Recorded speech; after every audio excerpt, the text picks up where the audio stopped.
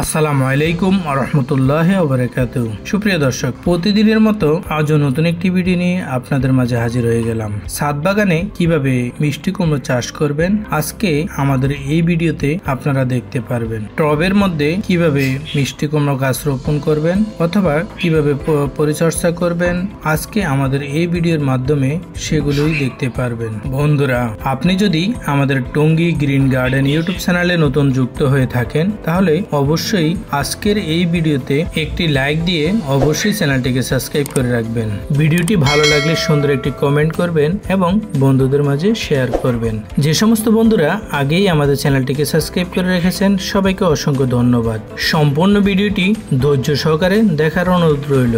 বন্ধুরা, আমার সামনে এখন যে বক্স অথবা যে ক্যারেটটি দেখতে পাচ্ছেন এটি কিন্তু ক্যারেট না, এটি হচ্ছে টলি। পুরনো টলি যেটা নষ্ট হয়ে গেছে সেই টলিটি আমি এখানে ব্যবহার করেছি। টলিটি আমি যখন ছাদে বসিয়ে দিব তখন টলির নিচের অংশে 3টি ইট দিয়েছিলাম, সেটিও আপনাদেরকে দেখিয়েছিলাম। কেন দিয়েছিলাম? যেন আমি টলির মধ্যে অথবা এই বক্সটির মধ্যে পানি দিলে অথবা মাটি দিলে যেন সরাসরি ছাদে না যায়, সেজন্য ছাদ থেকে 3 থেকে 5 ইঞ্চি উপরে আমি ক্যারেটটিকে বসিয়েছিলাম। দেখতে পাচ্ছেন ক্যারেটটির ভিতরের অংশে 2টি পাথর রেখেছিলাম।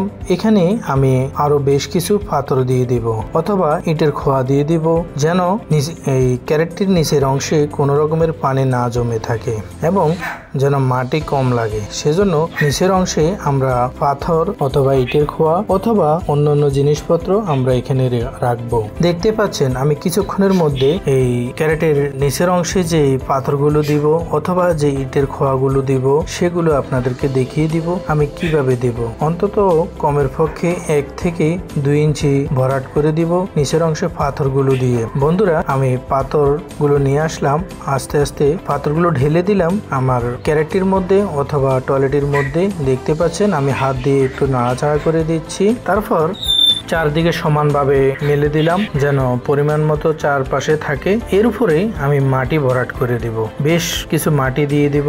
মাটিগুলো আমার আগে মিশ্রণ করা ছিল। মাটিগুলো তৈরি করার সময় আমি যে যে উপাদানগুলো ব্যবহার করেছিলাম সেগুলো আপনাদের সাথে শেয়ার করব। প্রথমে আমি মাটিগুলোর সাথে মিক্স করেছিলাম হাড়ের গুঁড়ো, কোকোপিট, ভার্মি কম্পোস্ট, নিম খোল এবং সরিষার খোল। জৈব সার হিসেবে ব্যবহার করেছিলাম গোবর সার এবং যে কোনো গাছে দ্রুত ফুল এবং ফল বৃদ্ধি করার জন্য আমি মাটিগুলোর সাথে রাসায়নিক সার হিসাবে ব্যবহার করেছিলাম পটাশ সার। আমার ছাদ বাগানে আমি বিভিন্ন গাছে দেওয়ার জন্য এই মাটিগুলো প্রস্তুত করে রেখেছিলাম। বিভিন্ন রকমের উপাদান মিক্স করে আমি মাটিগুলোকে অন্তত কমের পক্ষে 1 থেকে 2 মাস ঢেকে রেখে দিলাম। মাটিগুলোকে যদি ঢেকে না রাখা হয় অন্যথায় মাটিগুলোর যেই বিভিন্ন রকমের সারের অ্যাকশন রয়েছে সেগুলো হয়তো নষ্ট হয়ে যেতে পারে। এজন্য আমি আমার ছাদ বাগানের মাটিগুলোকে 1 থেকে 2 মাস ঢেকে রাখলাম। এরপরে আস্তে আস্তে প্রত্যেকটি গাছ রোপণ করার সময় আমি এই মাটিগুলো ব্যবহার করে থাকি। দর্শক বন্ধুরা, আমার ছাদ বাগানের মাটিগুলো দেখলে অবশ্যই বুঝতে পারবেন মাটিগুলো কতটা শক্তিশালী। তো বন্ধুরা, অবশেষে আমি মাটিগুলো নিয়ে আসলাম এবং টলির মধ্যে ঢেলে দিলাম এবং হাত দিয়ে একটু নাড়াচাড়া করে দিয়ে চারপাশে সমানভাবে মাটিগুলো বসিয়ে দেব। দেখতে পাচ্ছেন মাটিগুলো কেমন জোর জোরে এবং খুবই শক্তিশালী মাটিগুলো হতে পারে মনে করতে পারেন আপনারা। যেহেতু 1 থেকে 2 মাস মাটিগুলো আমি বিভিন্ন উপাদান দিয়ে তৈরি করে রেখেছিলাম, অবশ্যই মাটিগুলো শক্তিশালী হবে। যে কোনো গাছ এই মাটিতে যখন রোপণ করব অল্প কিছুদিনের মধ্যে গাছটিতে ফলন চলে আসবে ইনশাআল্লাহ। তো বন্ধুরা, আমি ক্যারেটটি ভরাট করে নিলাম মাটি দিয়ে। দেখতে পাচ্ছেন ক্যারেটের উপর অংশ থেকে 1 থেকে 1.5 ইঞ্চি মাটিগুলো নিচে। কেন এভাবে দিলাম মাটিগুলো নিচে? কারণ আমি যদি পানি দিই অথবা বৃষ্টি হয় তাহলে কিন্তু মাটিগুলো টলি থেকে বের হয়ে যাবে না অথবা ক্যারেটটি থেকে বের হয়ে যাবে না। এজন্য মাটিগুলো একটু নিচে দিতে হবে। ক্যারেট অথবা টলি অথবা ট্রক প্রত্যেকটির মধ্যে এইভাবে মাটিগুলো দিতে হবে অন্তত 1 থেকে 1.5 ইঞ্চি নিচে। এতে করে মাটিগুলো দ্রুত চলে যাবে না কোনো দিকে। আমার এই ক্যারেটটির মধ্যে মাটি আরো দেওয়া যাবে, সেজন্য আমি আরো অল্প কিছু মাটি নিয়ে আসলাম। মাটিগুলো আর একটু দিয়ে দিলাম। এই মাটিগুলো একটু শুকনো নিয়ে আসলাম যাতে করে আগের মাটিগুলো একটু ভিজা ছিল এবং এই মাটিগুলো শুকনা। আমি গাছটি রোপণ করার জন্য 2 রকম মাটি মিক্স করে নিলাম এখানে। দর্শক বন্ধুরা, আমি আমার ছাদ বাগানে মিষ্টি লাউ গাছটি রোপণ করার জন্য সম্পূর্ণ মাটি প্রস্তুত করে নিলাম। আপনাদেরকে দেখিয়ে দিলাম আমি কি কি উপাদান ব্যবহার করেছিলাম এবং কিভাবে ব্যবহার করেছিলাম সেটি আপনাদের সাথে শেয়ার করে দিলাম। এখন আমি আমার ছাদ বাগানের মিষ্টি লাউ গাছটি রোপণ করব, সেটিও আপনাদেরকে দেখিয়ে দিব। কিভাবে ছোট্ট মিষ্টি লাউ গাছটি রোপণ করব সেটিও আপনাদেরকে দেখিয়ে দিব আমি। দর্শক বন্ধুরা, আমি আমার ছাদ বাগানে এখন ছোট্ট মিষ্টি লাউ গাছটি রোপণ করব। গাছটি রোপণ করার আগে আমি নার্সারি থেকে যেহেতু গাছটি নিয়ে এসেছিলাম, সেজন্য গাছটি প্যাকেটের মধ্যে আমি একটু পানি দিয়ে দেব। পানি দিয়ে 4 থেকে 5 মিনিট অপেক্ষা করব। কেন অপেক্ষা করব সেটাও জানিয়ে দিচ্ছি আপনাদেরকে। কারণ যখন আমি প্যাকেটটি কাটবো অথবা ছুরি দিয়ে প্যাকেটটি ছুটিয়ে নেব, যেন মাটিগুলো নড়ে ছড়ে না যায়, সেজন্য আমি পানি দিয়ে দিলাম যেন মাটিগুলো গাছের শিকড়গুলোকে ধরে রাখতে পারে। সেজন্য আমি পানি দিয়ে দিলাম। 5 থেকে 6 মিনিট পর আমি আবারও চলে আসলাম। চলে আসার পর এখন আমি প্যাকেট থেকে গাছটিকে আলাদা করে নিয়ে আসলাম। দেখতে পাচ্ছেন মাটিগুলো সম্পূর্ণ শিকড়ের সাথে জড়িয়ে রয়েছে। এখানে 3টি মিষ্টি কুমড়ো গাছ রয়েছে। এখান থেকে আমি 2টি গাছ আলাদা করে দিয়ে দিব। 2টি গাছ এখানে রোপণ করব এবং অন্য একটি গাছ অন্য জায়গায় রোপণ করে দিব। আমি একটি ছুরির সাহায্যে আমি গাছগুলোকে আলাদা করে দিচ্ছি যেন মাটিগুলো সরে না যায়। দেখতে পাচ্ছেন ভিতরের অংশে মাটিগুলো এখনো অনেক শুকনো, এজন্য আমি পানি দিয়ে ভিজিয়ে নিলাম যেন মাটিগুলো ঝরে না যায়। এখন আমি গাছটি রোপণ করার জন্য প্রস্তুত। তো আমি গাছটি রোপণের জন্য ক্যারেটের মাঝখানে একটি গর্ত করে নিব, কিছু মাটি সরিয়ে নিব। সরিয়ে নিয়ে আমার হাতের যে মিষ্টি কুমড়োর গাছটি রয়েছে সে গাছটি আমি বসিয়ে দেব। তারপর চারপাশে ভালোভাবে মাটি দিয়ে দেব। গাছটির চারপাশে আমি মাটি দিয়ে দিলাম এবং কিছুক্ষণ পর একটু পানিও দিয়ে দেব।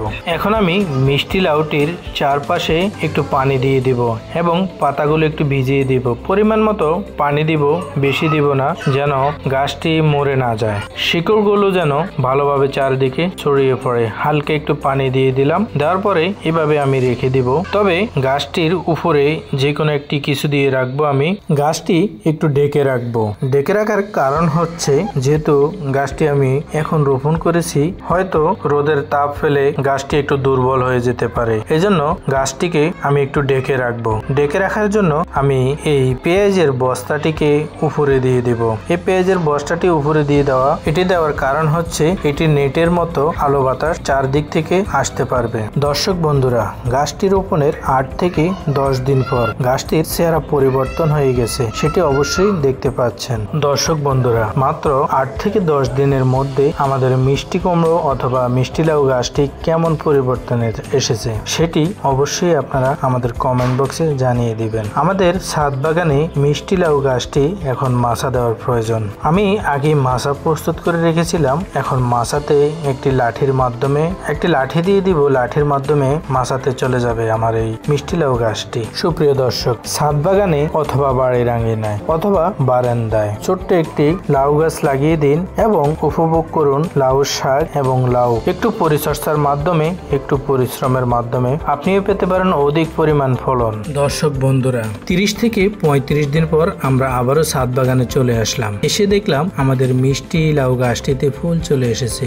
অসংখ্য ফুল, পুরুষ ফুল চলে এসেছে। আবার চোখে পড়লো 1-2টি করে স্ত্রী ফুলও দেখা যাচ্ছে আমাদের মিষ্টি লাউ গাছটিতে। আমি আপনাদেরকে দেখাচ্ছি আমাদের মিষ্টি লাউ গাছটিতে যেই স্ত্রী ফুলগুলো এসেছে সেগুলো আপনাদেরকে দেখাচ্ছি। এই স্ত্রী ফুলগুলো আরেকটু বড় হলে আমরা পলিথিন দিয়ে ঢেকে দিব যেন কোনোভাবে পোকামাকড় অথবা পাখি নষ্ট না করতে পারে। এই স্ত্রী ফুলগুলোকে পাখি দ্রুত নষ্ট করে ফেলে। যেমন আমি আপনাদেরকে এখানে একটি পুরুষ ফুল দেখাচ্ছি, ওই ফুলটিকে পাখি একেবারেই নষ্ট করে দিচ্ছে। এদিকে আমাদের অন্য 2টি ঢালে আরো 2টি স্ত্রী ফুল এসেছে। আশা করা যায় স্ত্রী ফুলগুলো ইনশাল্লাহ টিকবে।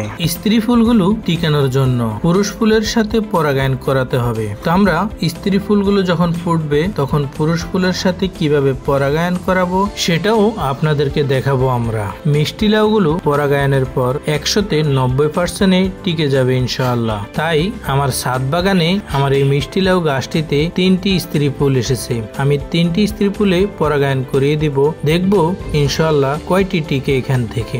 যেহেতু আমাদের ছাদ বাগানে স্ত্রী ফুল চলে চলে এসেছে। এখন আমরা একটি পুরুষ ফুল নিতে হবে। আমি অন্যদিকে একটি পুরুষ ফুল চয়েস করে রেখেছিলাম। এই ফুলটি আমি আমার ছাদ বাগানের স্ত্রী ফুলের সাথে পরাগায়ন করিয়ে দেব। মনে রাখবেন বন্ধুরা, দুটি ফুলে কিন্তু একদিনই ফুটতে হবে। যেমন পুরুষ ফুলটিও আজকে ফুটেছে এবং স্ত্রী ফুলটিও যেন আজকেই ফুটে। বন্ধুরা, আমার ছাদ বাগানের আগে যে পুরুষ ফুলটি দেখিয়েছিলাম ওটি ফুটে গেছে। স্ত্রী ফুল সাথে ফুল ফুটতে হবে, সেজন্য আমি একদিন দুদিন আরো অপেক্ষা করতে হবে। আমি আপনাদেরকে দেখাচ্ছি স্ত্রী ফুলগুলো হয়তো আরো 2-1 দিন ফুটতে লাগবে। এরই মধ্যে আমি আমার স্ত্রী ফুলগুলো, কুমড়ো গাছের স্ত্রী ফুলগুলোকে পলিথিন দিয়ে ঢেকে দিব। কেন পলিথিন দিয়ে ঢেকে দিব? এখন এই সময় পাখি এবং মাছি পোকা এই দুটোই আক্রমণ করবে এই স্ত্রী ফুলগুলোকে। মাছি পোকাগুলো এক ধরনের আল বসিয়ে দিবে যেন মিষ্টি কুমড়োটি নষ্ট হয়ে যায়, এবং হয়তো পাখিও কিন্তু বিভিন্ন ধরনের পাখি আসে আমাদের ছাদ বাগান। ওই পাখিগুলো কিন্তু যেহেতু নরম কচি, সেজন্য হয়তো মিষ্টি কুমড়োটি খেয়ে ফেলতে পারে। তো আমি পলিথিন দিয়ে ঢেকে দিচ্ছি যেন কোনোভাবেই মাছি পোকা অথবা এই পাখি মিষ্টি লাউটি না খেতে পারে। এই জন্য আমি পলিথিন দিয়ে ভালোভাবে ঢেকে দিলাম। পলিথিন দিয়ে ঢেকে দিয়ে পলিথিনের 2 মাথায় একটি গিট্টু দিতে হবে, যাতে করে বাতাসে পলিথিনটা নড়ে চড়ে না যায় অথবা পড়ে না যায়। তো আমি পলিথিনটা ভালোভাবে বেঁধে দিলাম। এদিকে আমাদের অন্য কিছু পুরুষ ফুলকে পাখি কিভাবে খেয়ে ফেলেছে। বিভিন্ন রকমের পাখি যেহেতু ছাদে আসে, ওই পাখিগুলো ফুলগুলোকে খেয়ে ফেলে। এজন্য আমি পলিথিন দিয়ে আমার স্ত্রী ফুলটিকে বেঁধে রেখেছিলাম। দর্শক বন্ধুরা, আমি একদিন পর আবারও ছাদে আসলাম। আসার পর দেখলাম পলিথিনের ভিতরে আমার মিষ্টি লাউ গাছের স্ত্রী ফুলটি ফুটে গেছে। তো ভোরবেলা যখন ছাদ বাগানে আসলাম, তখনই চোখে পড়ে গেল যে আমাদের স্ত্রী ফুলটি ফুটে গেছে, মিষ্টি লাউ গাছের স্ত্রী ফুলটি ফুটে গেছে। এখন আমাকে একটি পুরুষ ফুল খুঁজতে হবে। দর্শক বন্ধুরা, আমাদের এই মিষ্টি লাউ গাছটিতে 2টি ফুলে ফুটেছে, একটি স্ত্রী ফুল ফুটেছে, একটি পুরুষ ফুল ফুটেছে। আমি এখন পুরুষ ফুলটি স্ত্রী ফুলটিকে পরাগায়ন করানোর জন্য হাতে নিয়ে নেব। পুরুষ ফুলটি আমি আপনাদেরকে দেখাচ্ছি। এখন হাতে নিয়ে নেব। হাতে নিয়ে পুরুষ ফুলের প্রথমে 4 পাশ ভেঙে দিব। মাইকের মতো যে অংশটি রয়েছে সেটি আমি হাত দিয়ে আস্তে আস্তে ভেঙে দিচ্ছি। দেখতে পাচ্ছেন আমি কিভাবে ভেঙে দিচ্ছি। মূল ভিতরে যে কাঠিটি রয়েছে সেটি রাখবো। সেটির মধ্যে অনেকগুলো পাউডার রয়েছে, সেগুলো আমি স্ত্রী ফুলের ভিতরের অংশে দিয়ে দেব। দর্শক বন্ধুরা, একটু ভালোভাবে খেয়াল রাখবেন। আমি যে পুরুষ ফুলটির 4 পাশ ভেঙে নিচ্ছি যেন পাউডার গুলো কোনোভাবেই পড়ে না যায়, সেদিকে একটু লক্ষ্য রাখবেন। দর্শক বন্ধুরা, এখন আমি স্ত্রী ফুলটির সাথে পুরুষ ফুলটির পরাগায়ন করে দিচ্ছি। স্ত্রী ফুলটির ভিতরের অংশে আমি পুরুষ ফুলটির পরাগায়ন করে দিচ্ছি। এভাবে আপনিও আপনার ছাদ বাগানের যে কোনো স্ত্রী ফুলের সাথে পুরুষ ফুলের পরাগায়ন করে দিতে পারবেন। এতে করে একটি স্ত্রী ফুলও নষ্ট হবে না, সবগুলো টিকে যাবে ইনশাআল্লাহ। স্ত্রী ফুলটি পরাগায়নের পর আমরা আবারও পলিথিন দিয়ে বেঁধে দিব অথবা ঢেকে দিব, যাতে করে পাখি অথবা মাছি পোকা কোনো রকমে আক্রমণ না করতে পারে। আপনারা আমাদের পরবর্তী ভিডিওর মধ্যে দেখতে পারবেন আমাদের ছাদ বাগানের এই মিষ্টি লাউটি কেমন হয়েছে বা কত বড় হয়েছে। আজ এই পর্যন্তই। সবাই ভালো থাকবেন, সুস্থ থাকবেন। যারা এখনো আমাদের চ্যানেলটিকে সাবস্ক্রাইব করেননি, অবশ্যই আমাদের চ্যানেলটিকে সাবস্ক্রাইব করে রাখবেন এবং এই ভিডিওতে একটি করে লাইক দিয়ে আমাদের পাশে থাকবেন এবং ভিডিওটি ভালো লাগলে সুন্দর একটি কমেন্ট করবেন।